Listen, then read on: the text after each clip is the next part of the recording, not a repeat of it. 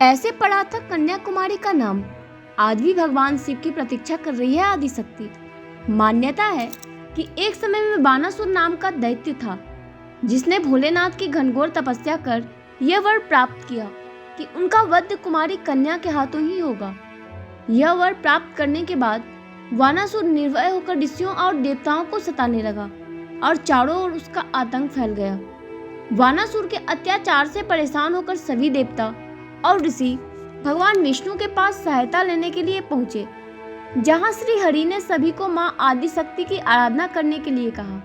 जिसके बाद ऋषियों और देवताओं की आराधना से प्रसन्न होकर मां आदिशक्ति ने कुमारी कन्या का अवतार लिया। मान्यता है कि कुमारी कन्या का अवतार लेने के बाद भी भगवान शिव के प्रति उनका प्रेम कम नहीं हुआ और उन्होंने भगवान शिव से विवाह करने का मन बना लिया और भोलेनाथ की तपस्या में लीन हो गई। कुमारी कन्या की तपस्या से प्रसन्न होकर भगवान शिव भी उनसे विवाह करने के लिए मान गए।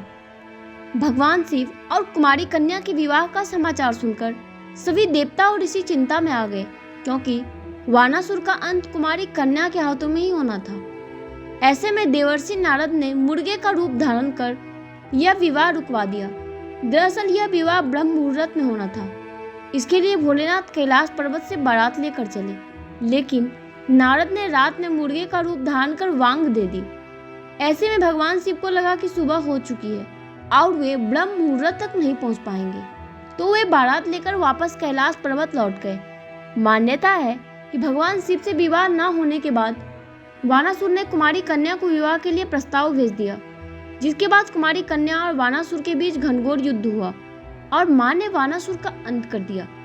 वानासुर के वध के बाद भगवान परशुराम और नारद ने कलयुग के अंत तक कुमारी कन्या से इसी स्थान पर रहने की प्रार्थना की, जिसे उन्होंने स्वीकार कर लिया। इसके बाद भगवान परशुराम ने त्रिवेणी में एक विशाल मंदिर की स्थापना की और कन्या के रूप में देवी की स्थापना की गई, जहां मां आज भी विराजित है और भगवान शिव की प्रतीक्षा कर रही है। इसके बाद से यह स्थान कन्याकुमारी के नाम से जाना जाता है। इस तरह की जानकारी प्राप्त करने के लिए हमारे चैनल को सब्सक्राइब करें